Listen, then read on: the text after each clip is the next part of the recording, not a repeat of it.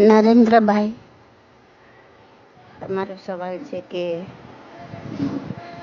ઘણા લોકો પ્રભુ સેવામાં માનતા હોય છે, તો પ્રભુ ભક્તિથી મોક્ષ મળે કે જન સેવાથી મળે કે પશુ પક્ષીની સેવા કરવાથી મળે?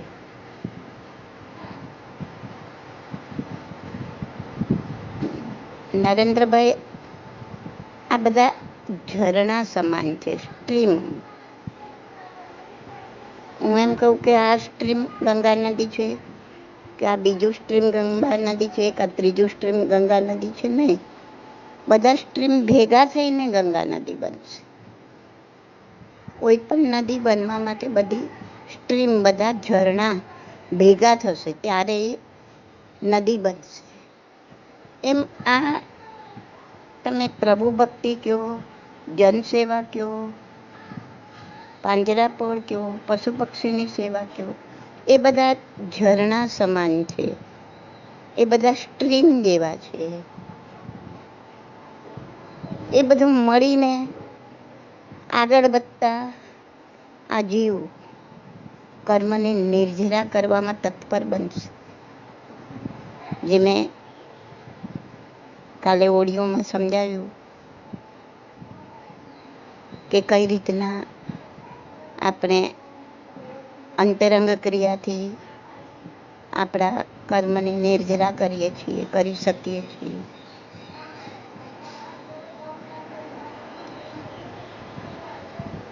તો આ બધા સ્ટ્રીમ છે, આ ઝરણા છે, આ બધા એક નાના નાના રસ્તા છે.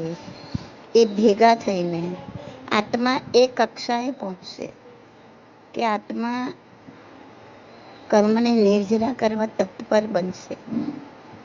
અને એ કર્મને નિર્જરા કરતા કરતા જ્યારે એક પણ કર્મ શિલકમાં નહીં બચે ત્યારે મોક્ષ મળશે. એટલે આ કરીએ તો મોક્ષ મળે, તો ભાઈ પ્રભુ ભક્તિ કરીને જ મોક્ષ મળે છે, તો હવે જન સેવા નહીં કરવું, પશુ પક્ષીની સેવા નહીં કરવું, એવું નથી. કે જન સેવા કે પાંજરાપોળ સેવા કરવાથી જ મોક્ષ મળે છે, તો પ્રભુ ભક્તિ નહીં કરો, એવું નથી.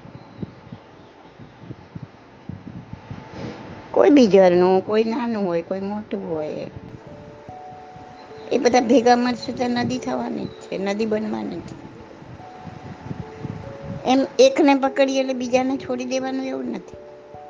આ બધું સાથે મળીને આત્માની કક્ષાને ઉપર લઈ જશે અને ઉપર પહોંચતા આત્માને પોતાને કર્મને નિર્જરા કરીને પોતે મુક્ત થશે.